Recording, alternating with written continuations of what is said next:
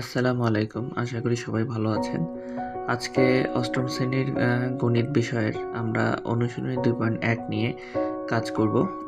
এর আগে আমরা এই অধ্যায়টার যে বেসিক কনসেপ্ট এবং সূত্রগুলো সেগুলো নিয়ে আলোচনা করেছি এবং আমার লক্ষ্য মূলত 2026 সালের অষ্টম শ্রেণীর বৃত্তি পরীক্ষার্থী।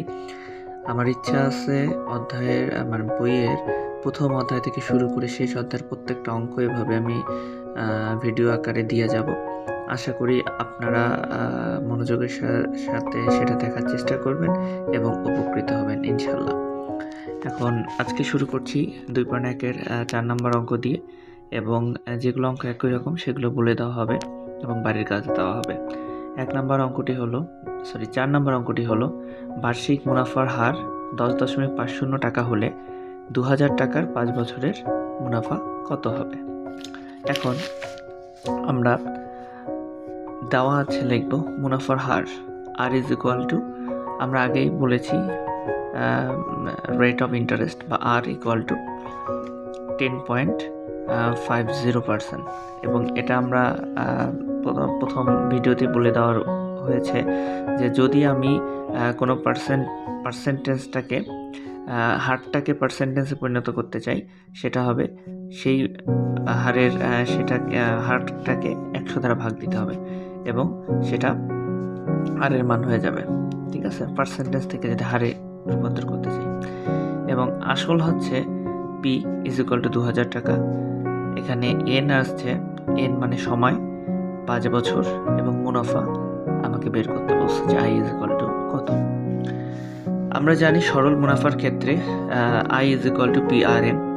এখানে আই ইকুয়াল টু হচ্ছে মুনাফা সমান পি সমান হচ্ছে আসল, পিকে আমরা আসল বলি জানি, আর কে মুনাফার হার হিসেবে জানি, এন কে জানি সময় হিসেবে।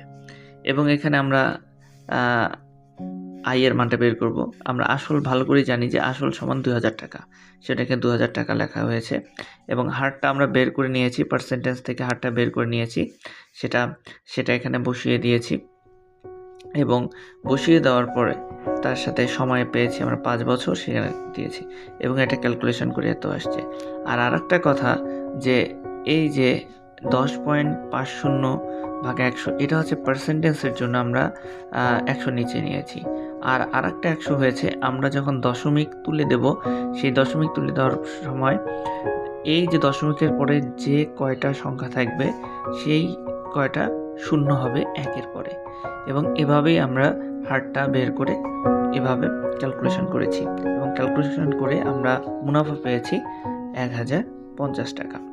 এবং ঠিক একই রকমের অঙ্কটি হচ্ছে 9 নম্বর অঙ্কটি। সেখানে বলা হয়েছে রিয়াজ কিছু টাকা ব্যাংকে জমা রেখে 4 বছর পর 4760 টাকা মুনাফা পান।